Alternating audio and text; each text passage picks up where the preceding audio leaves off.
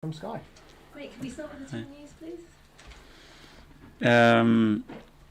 Ben White is still in contention, so he needs to train tomorrow to make sure that he's available to play, and for the rest, no news. Everybody should be okay and ready to play.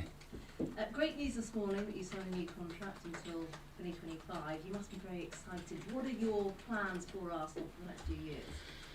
Well, I'm delighted because obviously from both sides we have shown a real commitment of what we want to do together in this beautiful journey, and the plans and the vision that we share, the reason why I'm doing it, and I think the club is doing it because we share the same belief, the same passion, and the same level of trust about each other and how we're doing it, and I'm really excited about what we can do together. This weekend, talk me through how big this game is, because obviously for you it's a fight for one of the top four places, and then for Leeds they're trying to avoid relegation, so there's a lot riding on it, isn't there?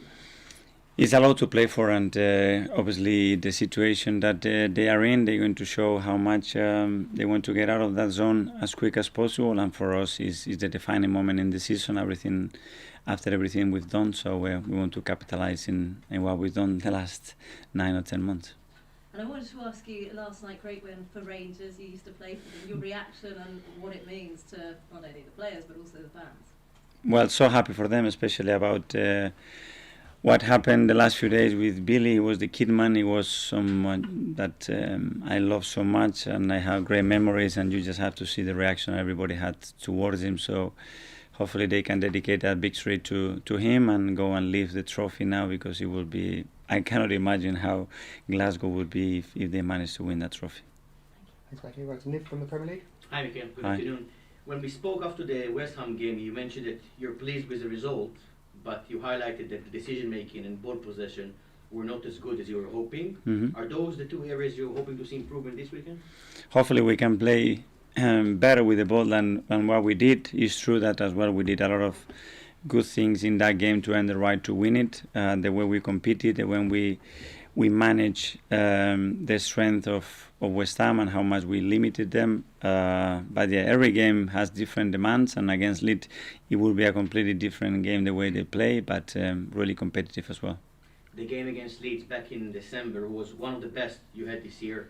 Was that game an evidence for you, the game that gave you this reassurance of how the team progressing this season? It was. I think we started the game really, really strongly. It's true that the context was different. They had a lot of COVID players at the time, and they were strong with numbers. We were in a really strong position at the moment. It will be different. Now the situation is different. They have a new manager. They have changed a few things in their organization, and never two games are the same.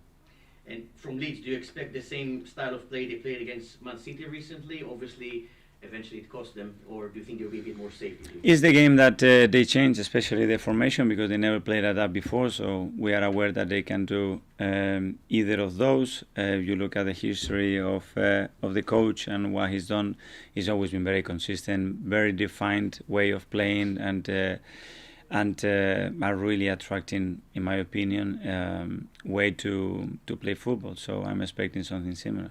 Thank you. Okay, we'll go to Josh. Hi, Mikel. Hi. A consistent message from you this season has been how the fans can be so important, especially in the run-in now. Are you seeing examples of that in the stadium? And I'm thinking like the banner at the United game, and is it actually lifting the players, would you say? It is lifting, and that chemistry and that connection is growing every single week, and you can sense that the players certainly do it, and they talk a lot about the difference that it makes to play in a stadium, or even when we go away from home, the incredible support that we get. That was something that we've been missing in the last 2 years. We discussed that many times, and in my opinion, that's the game changer, is their energy and their emotions toward the team that is really contagious. And there's a local artist called Louis Dunford who's released a song called The Angel. I'm not sure if you're aware. It's gone pretty viral on Twitter. Have you seen it? Are you aware of it? I have thousands of requests from all our supporters to go and do something about it, and we want to listen to them. It's great because they are bringing all the initiatives now. We don't have to do anything. It's up to them. They feel it. They want to earn it. They're doing a lot of things around the stadium as well, as we all notice. So let's give it a push. If that's what they want to do and that's what we want to be seen and feel like it, I think it's no better way than go ahead and do it when you feel it. Charles? Mikel, I just wanted to ask about Gabriel. He's been linked this week with Juventus, I think Barcelona as well. We saw Which Gabriel? Gabriel, defender. Okay. Big Gabby.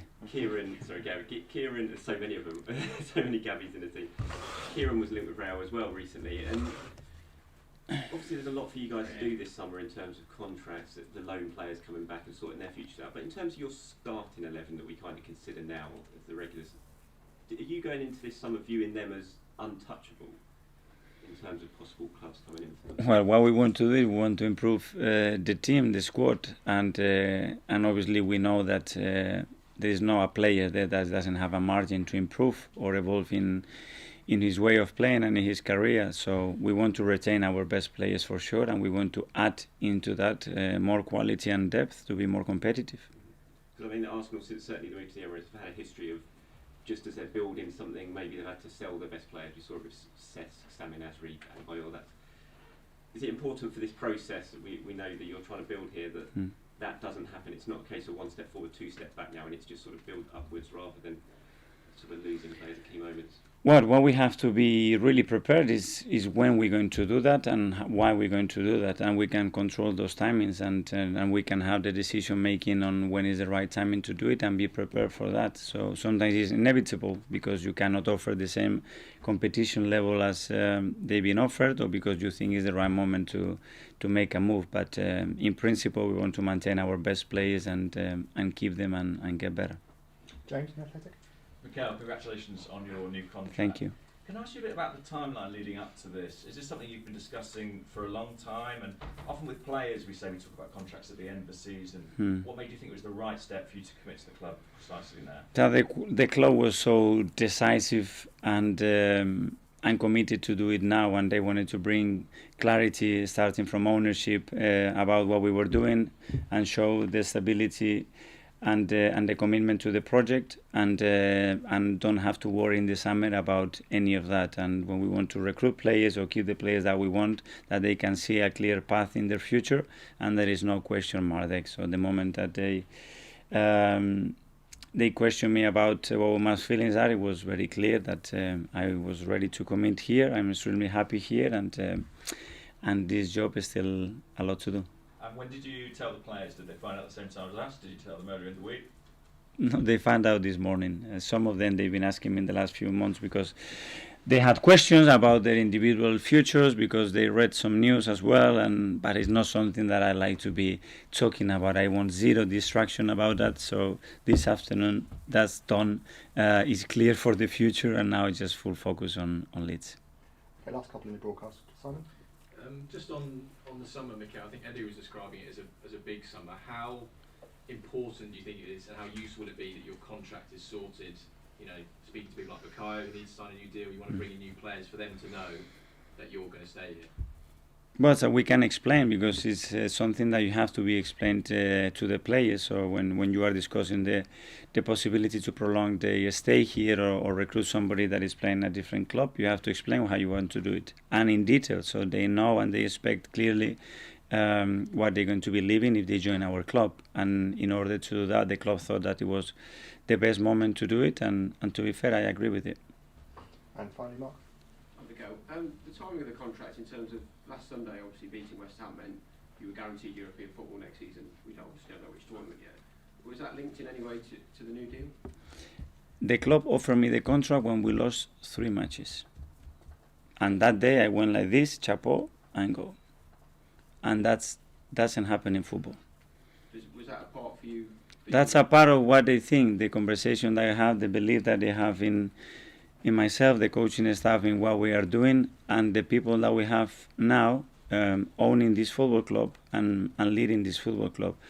And I haven't ever seen it, and I just got emotional when I see it, because I just said, these guys are serious and these guys are committed, so I better push forward. We saw you after those 3 games. We could tell, obviously, you were a bit down. When you get a contract offer like that, does that almost drive you to now deliver what we're seeing at the moment? Words and facts are very different things, and in football they can be extremely different in relation to the results, and it's not the case. So they meant something for many months and conversation that we had, and they put it in a piece of paper after that day. So for me, it's not a better way to describe the people that we have at the club. Thanks, Mark. That finishes the broadcast section, so farewell.